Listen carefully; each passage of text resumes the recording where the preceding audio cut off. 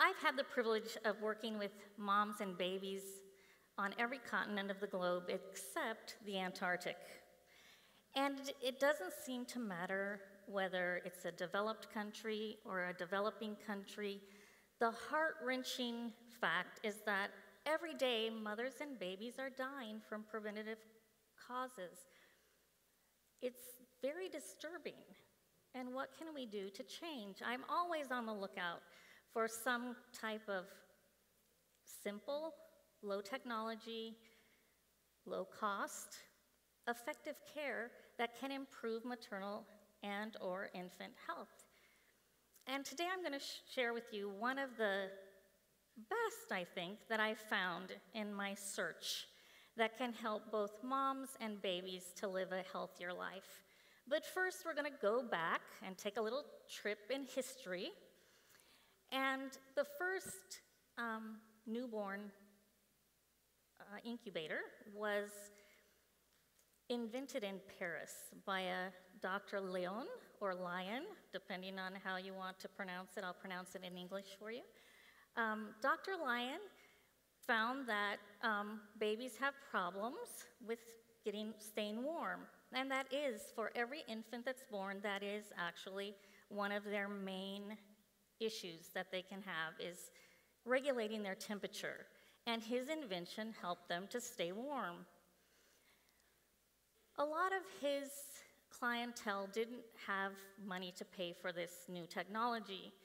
And so he was a little bit creative and somewhat controversial in what he did. He wanted to take care of babies. So he opened up his unit as a sort of museum where people would pay money to come in and look at and ooh and ah over these preemie babies who were in the incubators. This became so popular that he actually took it on the road, so to speak. And he traveled the world with his little incubator babies. In fact, he even brought them to California. The interesting part of this isn't really that he came up with this invention that saved babies that wouldn't have otherwise survived. And it's not even about his financial creativity that was a little bit controversial. What I wanted to point out with this story is that even though it was in the late 1800s that he invented this, we still use that basic technology today. It's been improved upon, but we're still basically using the same technology today. In 1979, there were a couple of baby doctors in Bogota, Colombia, that had trouble. They did not have enough incubators for all of the babies that they had that needed incubation.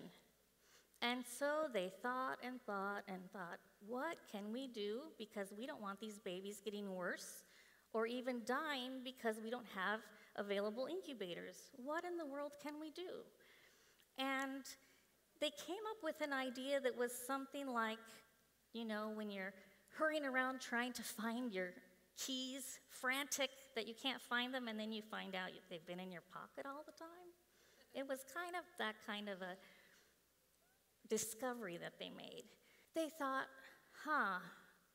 when people go out in the snow and get super, super cold, one of the methods of warming them up is putting them skin to skin with someone else. I wonder, will that work for our little babies, that concept? So let's check it out. So they decided to do an experiment. They didn't have enough incubators, so the babies that had incubators got incubator therapy, and the ones that didn't got to have skin to skin with mom. If it was cold, they would cover the baby with a blanket, and they would leave the baby there. Well, after some time passed, what they discovered was that the babies who were skin to skin with mom actually did better than the babies who were in the incubators. They breathed better sooner. Their pulse and blood pressure and their glucose or sugar levels were better, much better than the babies that were in the incubators. In fact, at the same time these babies were having a little experiment, there was infection going around in the hospital. And they found, wow, the incubator babies are not getting as many infections as the babies in the incubators. What is going on here? That is crazy. They had come up with a low cost, in fact, no cost, really, no cost, no technology, care that actually had better outcomes than the conventional care that actually is very costly. So they were really excited, and they thought, this is so cool. We're going to go and tell the world and let them know how cool this is, our discovery. Babies actually do better. So they went telling people that, what do you think is going to be better, the incubator or the mom and the baby? And then they were so excited to say, woohoo, it's the mom with the baby skin to skin. The baby does so much better. They actually have done a lot of research since then, and they started calling it kangaroo care because it kind of reminded everyone about when the mommy kangaroo keeps its baby Joey really close to it to keep it nice and warm and provided its meals and everything. They found in all the research that they did that babies who do skin to skin actually have other really cool benefits from this therapy. They breastfeed sooner, which helps to protect them from a lot of things. They breastfeed for longer. They cry less. Any of you want your baby to cry less? So they cry less, which conserves their energy. They rest more, which is good for a growing baby. It helps them to be able to grow faster. Their brain actually grows and develops faster because there's something about the skin to skin that supports optimal brain growth and development. There's also advantages to the mom. The mom has Pitocin coursing through her body when she has her baby skin to skin with her. And Pitocin is a happy medicine. It makes people feel happy and euphoric. It also helps to stimulate the uterus to contract, which helps her to not bleed as much. So it's protective for mom against postpartum hemorrhage, which is another very cool thing. The mother also bonds with her baby. They've done studies that show that mom actually is a better mother when she has done skin to skin with her baby, which is incredible. And they think it has some to do with the hormones that are happening, because it's not only Pitocin, that's just a few. I'm only talking about a few of the many things that happen when the baby is born. So they've done most of the studies on babies who are born early, but now they're doing more and more studies on actual term babies, babies who are born at the right time. And they're still finding that this therapy isn't just for preterm babies, it's also for term babies. And they get that same great outcome of better brain development, earlier feeding, better brain growth, more stable sugars, more stable respirations, more stable pulse, all of those. They still get that. You say, can only mom provide this? And does it have to be done 24/7? It actually doesn't have to be done 24/7. The most important time for this is the first 6 to 12 hours of life. In fact, they've called the first hour after birth the golden hour. That is the prime time for skin-to-skin care. If you continue to do skin-to-skin care for the first 2 months, for at least 5 minutes every day, they found that's the minimum that has some positive benefits, you continue to help your baby to be better and stronger. They've done studies on babies who had been in the neonatal intensive care. They grouped them by how many weeks they were at birth, and they followed those babies for 10 years. It's amazing what they found out in the 10-year-olds group. the babies who received kangaroo care versus the babies that did not. The babies who received kangaroo care slept better. Interesting. Had better attitudes. Another interesting one.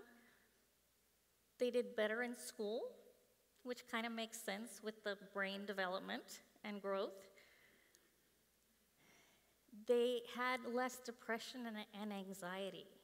Now, I don't know about you, but I teach, and I have lots of very, very anxious students. So it would be very cool to have a classroom full of babies who had kangarooed so that they wouldn't have as much anxiety. They found that these children also had much better all-around health than the babies who had just the incubator care. Now, as I said before, you don't have to do it 24/7. Whenever somebody can come in, it can be used as a complementary therapy to the incubator therapy, where if a mom or an aunt or a dad or even a sibling can come in to provide kangaroo care, they still receive some benefit. Now, you might say, you know, we want the baby to have its little breastfeeding, so, you know, mom is the optimal one for that first little hour after delivery. And mom definitely bonds with the baby at that time, but you want your family to bond. So bonding with a sibling is a great idea. Just do it after that first golden hour. Also, a fun thing that I tell my students in class that freaks the guys in my class out is that, did you know that men have all the equipment necessary for breastfeeding? Did you know that? They have mammary glands. Yes, you do. You have mammary glands, and that is why you can also have breast cancer. Have you heard about men who get breast cancer? They do, and it's because they have mammary glands. So the problem is that you don't have the right hormones. I actually knew someone, a man, who breastfed his child. His wife had died in childbirth, and she had really, really, really wanted to breastfeed. And so he called up one of the breastfeeding organizations, and with their assistance and the assistance of his physician, he went through some treatment and was eventually able to breastfeed his child.